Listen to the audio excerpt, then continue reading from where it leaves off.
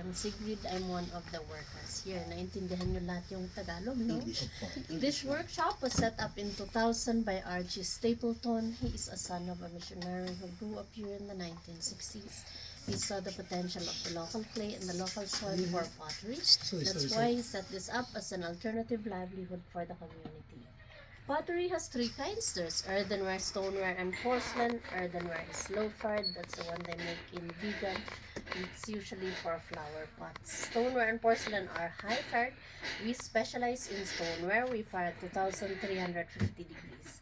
Around Sagada, we get the clay, test it at that temperature. If it's good, we get it in bulk, soak it in water, sieve it until it goes through 40 mesh, which is a very fine filter. When it goes through there, it's very, very watery. We have to drip dry for 3 to 4 months. We age it for at least 3 weeks before it becomes like this. We don't get there and put it here immediately. It has to go through the process. It has to be tested because not all soils are clay. Not all clay are good for this kind of production. Now, I'll show you the making of the pot with a demo fee of 600 for the group. If somebody wants to try, it's paid individually at 100 per head. Is it okay? First, I have to center the clay. In order to center, you need the speed of the wheel and the pressure from the hands.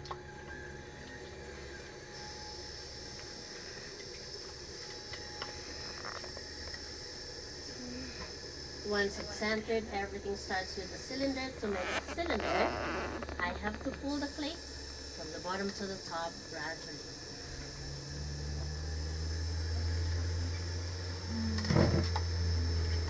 I'm pulling the clay with both pressure from my left and right, going with the speed of the wheel to maintain the centerness.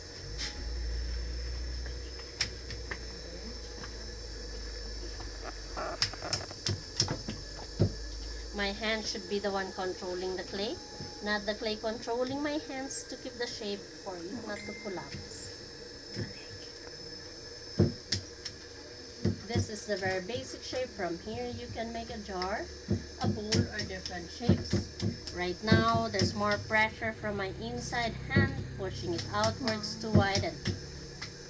Here in the middle, pressure from my right, pushing it inwards to narrow down.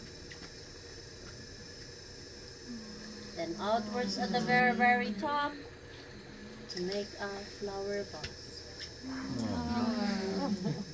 Magic. It's magic. It can also be a water jug if we put a spout like that.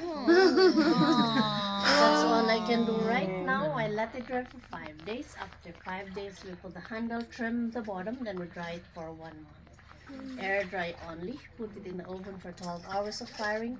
Wait for 2 days of cooling down. We bring it out, then apply the glazes.